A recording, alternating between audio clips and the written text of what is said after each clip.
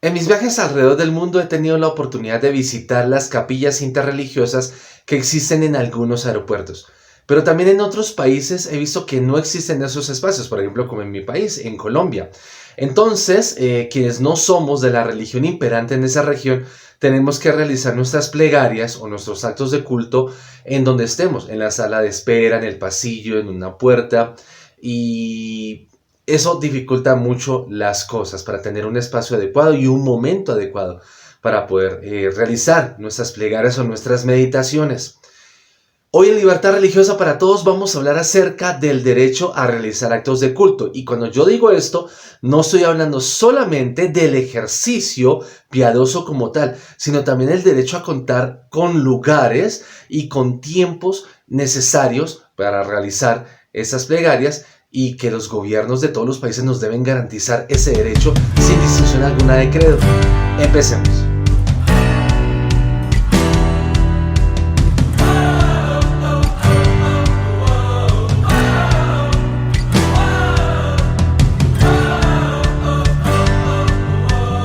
Hola, ¿qué tal? Soy el rabino Richard Gamboa y esto es Libertad Religiosa para Todos. Muchas gracias a las personas que nos acompañan recientemente, habiéndose suscrito a este canal. Gracias por su apoyo para empoderar a personas religiosas, a comunidades de fe y a ministros de culto en esta información tan importante para defender los derechos derivados de la libertad religiosa, y máxime en estos tiempos críticos que como comunidad humana estamos viviendo. En esta ocasión quiero compartirles acerca del derecho a realizar actos de culto, y parece que este derecho fuera ya todo dicho en esa sola palabra, pero hay mucho más por debajo de ese derecho y lo vamos a conocer en esta ocasión. Bien, yo hice mención de este derecho en la Declaración de Derechos Religiosos y Espirituales en el artículo 9, que dice que toda persona tiene derecho a practicar individual o colectivamente, en público o en privado, actos de oración y de culto. Cuando hablamos de actos de culto, ahorita vamos a definir eso, que es muy importante, porque, bueno, ¿qué tiene que ver los actos de culto con la oración? Realmente, es importante. Vamos a definir ahorita en ese momento. Por ahora les voy a contar que este derecho, el derecho a celebrar actos de culto, está reconocido por la Declaración Universal de los Derechos Humanos en el artículo 18. También lo encontramos en el Pacto Internacional de Derechos Civiles y Políticos en el artículo 18, numeral 1.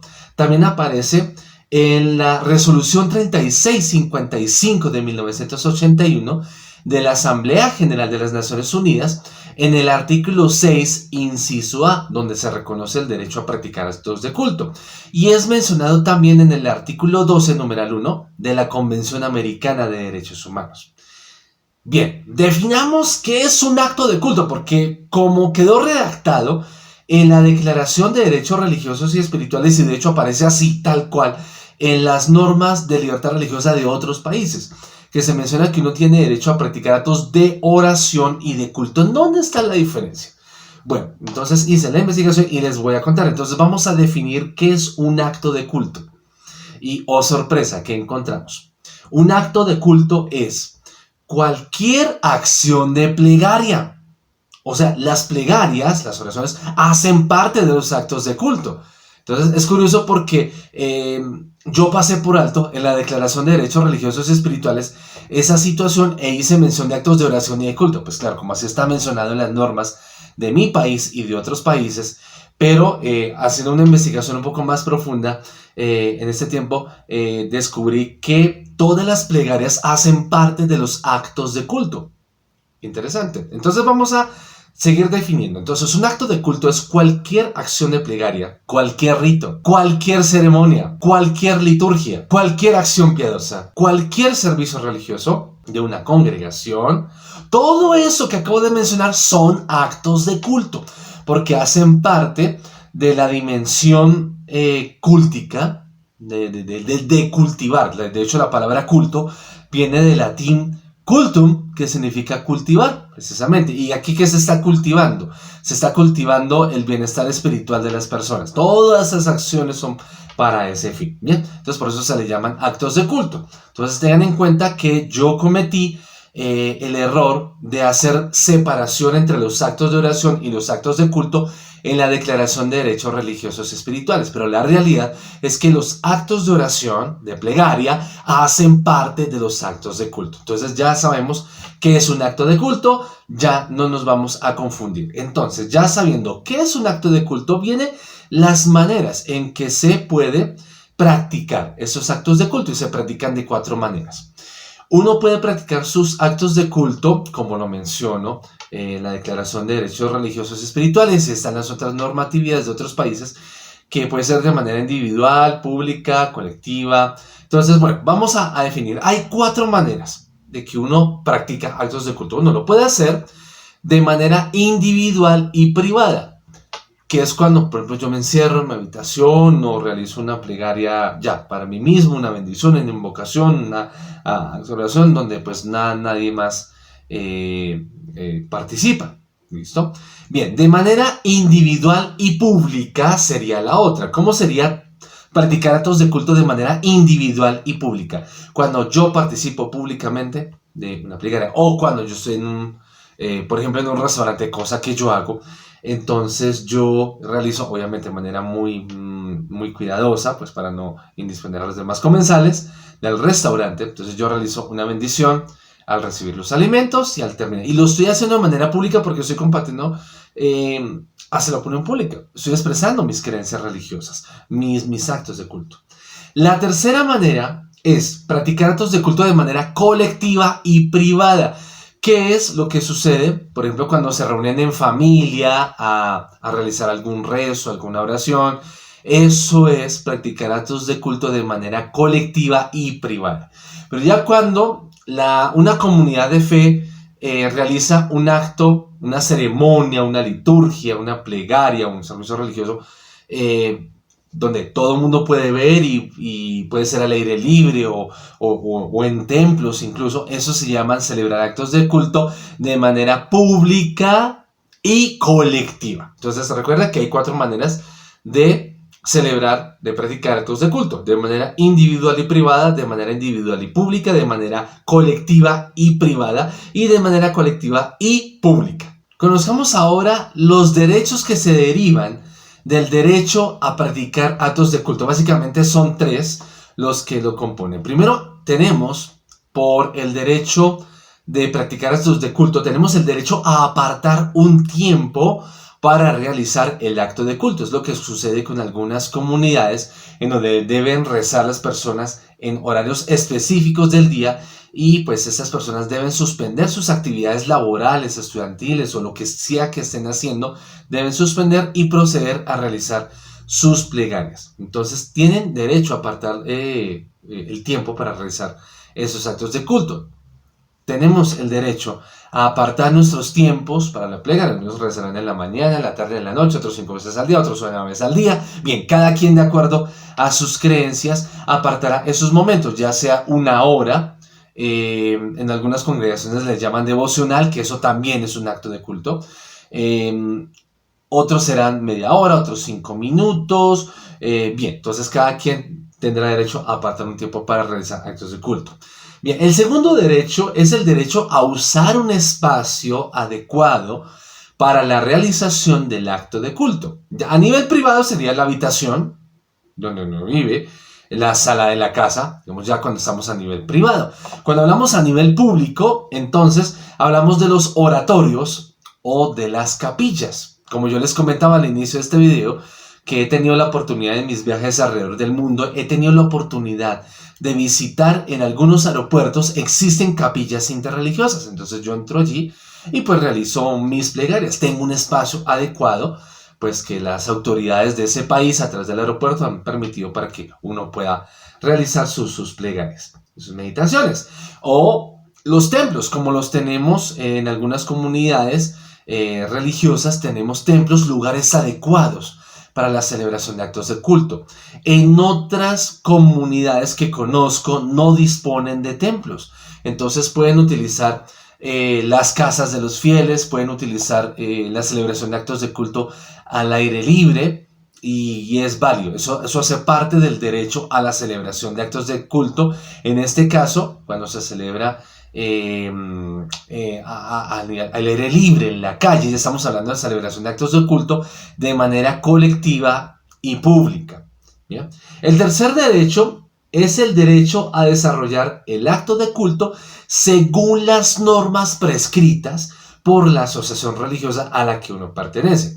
Entonces ahí vienen ya todas las formas en que uno, de acuerdo a sus creencias, uno practica sus actos de culto, ya sea meditar en silencio, orar en silencio, rezar o recitar en voz alta o a baja voz, la posición del cuerpo, ya sea realizar el acto de culto de pie, de rodillas, sentado o postrándose al piso.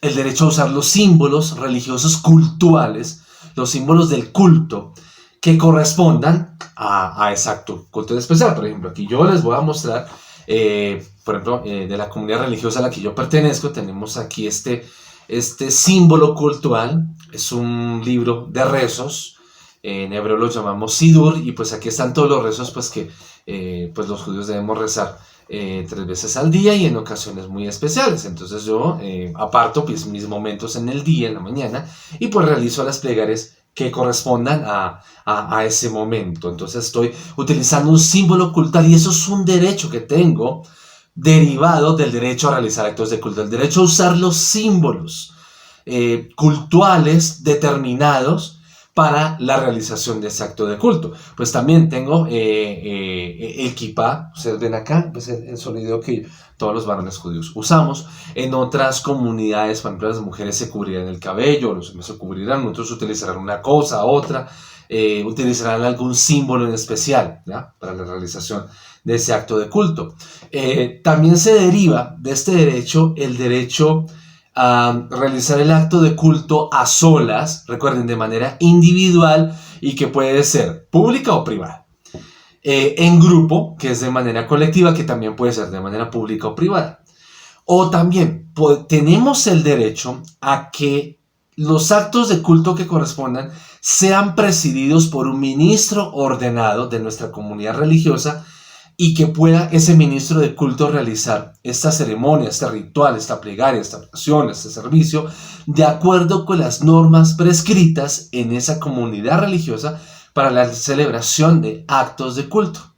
Hablemos ahora acerca de las violaciones al derecho a realizar actos de culto. La primera pues tiene que ver con impedir el uso del tiempo necesario para realizar el acto de culto, cuando no le permiten a uno tener un tiempo para rezar, para meditar, para realizar el devocional, para realizar el ejercicio espiritual que corresponda a ese acto de culto que queremos hacer. La otra es cuando se impide el uso de lugares adecuados para el acto de culto, cuando se impide que se levanten templos, capillas, oratorios, que se impida a las personas apartar un lugar privado para realizar sus plegarias o sus meditaciones. En este momento yo recuerdo que llevo más de 10 años pidiéndole al gobierno de mi país que adapte los lugares de culto que hay en los edificios estatales, que en ese momento están siendo monopolizados por una sola institución religiosa, y ya que este es un país con libertad religiosa y este es un país multirreligioso, reconocido por la ley colombiana, entonces deberían estos templos, esas capillas, ser adaptados como capillas interreligiosas, como templos interreligiosos, como oratorios interreligiosos. ¿Para qué? Para que gente de cualquier credo pueda entrar y pueda tener el espacio para realizar sus actos de culto. Y yo estoy hablando eso con base en la experiencia que les conté al inicio de este vídeo. La experiencia que he tenido visitando aeropuertos de algunos países donde he visto capillas interreligiosas y uno comparte pues con personas de otros credos y cada uno pues está realizando sus rezos correspondientes, sus actos de culto correspondientes. Entonces es importante trabajar mucho en eso y sea el momento para llamar la atención en ese respecto. La tercera violación al derecho a realizar actos de culto es cuando se le impide a uno usar los símbolos cultuales que corresponden. Que no se le permita a uno usar pues, bueno, sus libros de oración o su tapete sagrado, su vestidura sagrada, sus elementos sagrados, los objetos sagrados que se necesitan para practicar el respectivo acto de culto, el lugar adecuado que se necesita Cuando se impide que las personas usen los objetos sagrados que necesitan para la realización de su acto de culto, se está violando el derecho a practicar actos de culto. La cuarta es impedir a los feligreses ser asistidos por un ministro de culto ordenado para que celebre pues esa ceremonia que se necesita, cuando se impide que las personas de una confesión religiosa en especial puedan contar con la presencia de un ministro ordenado de su comunidad, de su congregación, para realizar el acto de culto. Incluso, si uno está solo, por ejemplo, en caso de un accidente, hospitalización, en caso de que uno sea privado de la libertad y puesto en establecimiento penitenciario, uno tiene aún el derecho de contar con la presencia del ministro ordenado de la comunidad religiosa a la que uno pertenece. Entonces es un derecho que no se puede impedir, porque a través de ese ministro de culto, ese ministro ordenado, pues se va a poder realizar el acto de culto que queremos que se realice, ya sea en el hospital, en el establecimiento penitenciario o en el lugar donde se necesite la presencia de ese ministro ordenado. Y la quinta, nos ha pasado, y les voy a contar un poquito, acerca de la interrupción de cualquier acto de culto como una violación gravísima a el derecho a realizar actos de culto.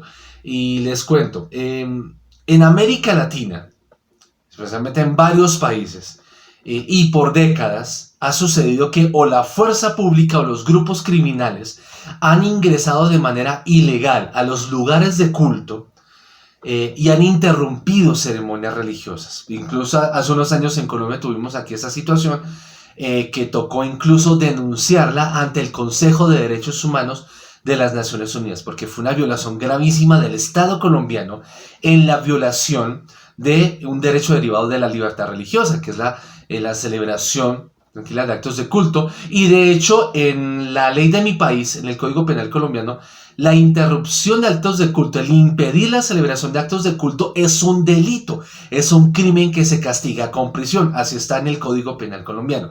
Sería bueno que ustedes revisen en sus países qué leyes hay con respecto a la protección de la libertad religiosa. Y si de pronto aparece la interrupción de los actos de culto, el impedir la celebración de actos de culto como un delito penal, como un crimen que se castiga con cárcel, como lo tenemos aquí en Colombia.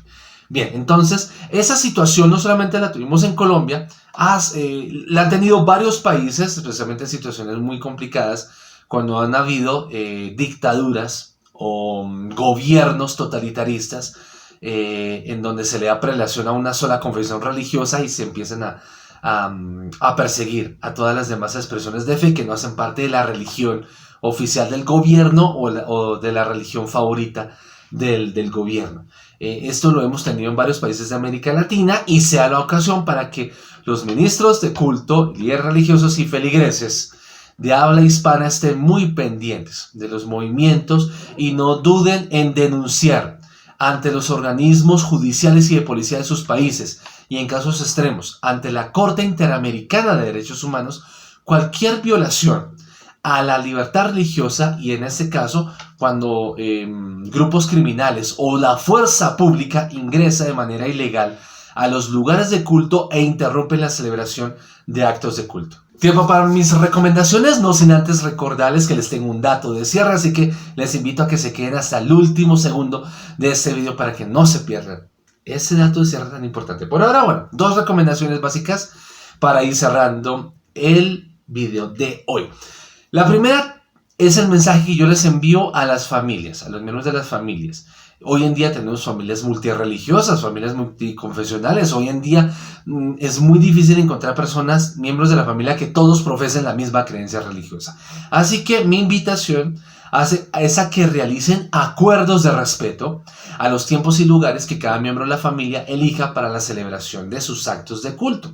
Es importante ese respeto en familia, que si alguien está rezando o meditando, realizando algún acto de culto en especial, todos los demás miembros de la familia respetemos el espacio, la privacidad y el momento y el lugar que está realizando ese acto de culto. Sí, porque me han comentado muchas personas cuando, no, Ravi, mira, es que cuando yo estoy rezando y todo, y mi familia pues ya ponen música a todo volumen, o el televisor, o gritando, o discutiendo en voz alta, y pues me interrumpen los actos de culto. Por eso mi invitación es a que entre miembros de la familia empecemos a practicar el respeto a las creencias religiosas de los demás. Y un bonito ejercicio es acordar el respeto cuando un miembro de la familia pues va a apartarse a su habitación o a la sala para realizar el acto de culto que quiere realizar. Entonces los demás miembros de la familia van a guardar silencio, respeto, van a respetar la privacidad de ese miembro de la familia para que pues mientras realiza esa oración o esa meditación pues pueda realizarse. Y la segunda recomendación es para todos los funcionarios estatales, para todas las personas que trabajan con el Estado, con los gobiernos. Por favor, tomen nota porque este dato es muy importante. Bien, ustedes, queridos funcionarios estatales, queridos trabajadores públicos de los gobiernos del Estado, ustedes tienen la obligación, como servidores públicos, como funcionarios estatales, ustedes tienen la obligación de garantizar el carácter incluyente de las capillas en los lugares públicos que están bajo la custodia del Estado. Bien, la invitación es la misma que yo le estoy haciendo al gobierno de mi país desde hace más de 10 años. Adapten lo que se requiera para que esas capillas sean espacios de oración y culto disponibles para personas de cualquier confesión religiosa, de cualquier espiritualidad. Que cualquier persona, sin importar su credo, pueda entrar allí a realizar sus actos de culto individuales en dichas capillas. Por ejemplo, las capillas de los aeropuertos, las capillas de los terminales, las capillas universitarias, las capillas de los establecimientos del Estado. Por ejemplo, conozco que en los parlamentos, en los capitolios estatales o nacionales hay capillas, en la casa presidenciales, en los palacios de justicia, en los palacios de las cortes, hay también espacios para el culto. Entonces la idea es que ustedes, queridos funcionarios públicos, garanticen que esos lugares de culto que están bajo la custodia del Estado sean lugares en donde personas de cualquier religión se puedan sentir a gusto y puedan realizar de manera tranquila sus actos de culto, y que estos lugares no sean monopolizados por una sola institución religiosa en especial. Las capillas en los establecimientos del Estado no pueden ser espacios exclusivos para una sola confesión religiosa en particular.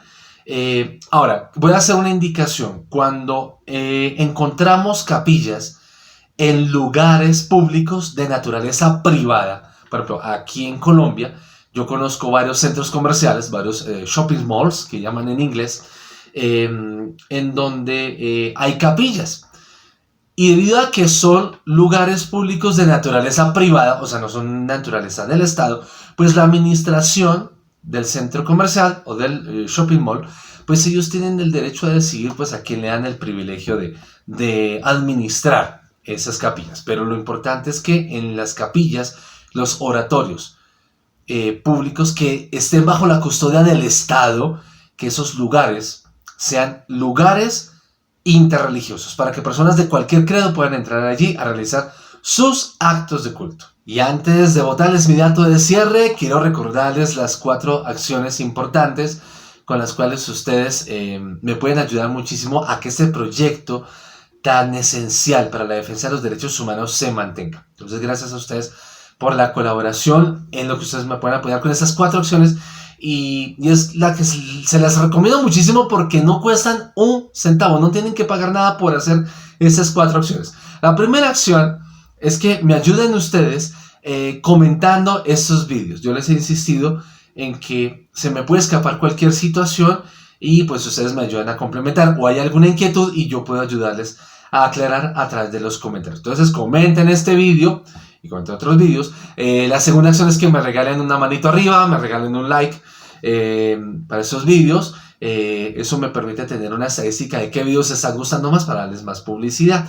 La tercera acción es que me ayuden ustedes suscribiéndose al canal. Los que no se han suscrito todavía, les invito a suscribirse y que inviten a otras personas a suscribirse, otras personas que ustedes consideren que es importante que conozcan esta información sobre los derechos de la libertad religiosa. Entonces, la tercera acción, suscríbanse si no lo han hecho e inviten a otras personas a suscribirse. Y la cuarta es que me ayuden a compartir este vídeo y los otros vídeos de este canal en YouTube, porque es información que muchas personas están necesitando y no existe.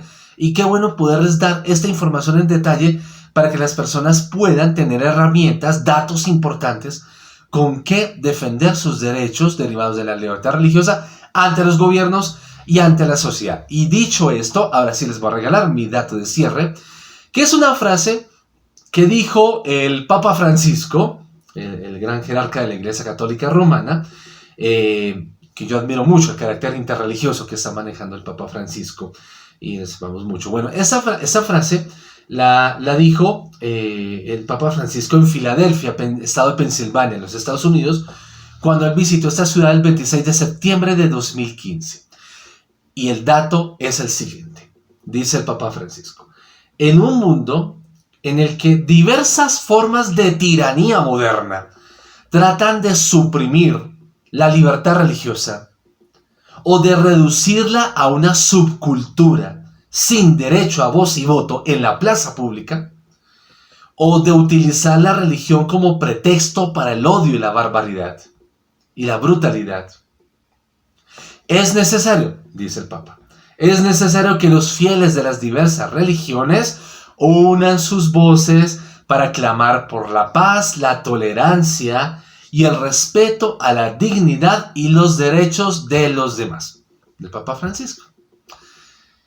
Y este dato es importantísimo en estos tiempos, porque con tanta gente utilizando la religión para hacer males, o personas que quieren destruir la libertad religiosa y relegar la religión al ámbito de lo privado, una subcultura individualista privada que no se puede manifestar, cuando se quiere reducir la religión a un ámbito en donde digamos, la voz de las religiones no puedan incidir en los destinos de las naciones y no puedan incidir para llamar la atención a los gobernantes de las naciones en principios y valores éticos y morales. Es necesario que trabajemos todos juntos sin distinción de credo para defender los derechos humanos, promovamos la paz, la tolerancia y el respeto a los derechos de los demás. Cuando hacemos esto como comunidad interreligiosa, cuando trabajamos en equipo y nos respetamos nuestras creencias, eso nos va a permitir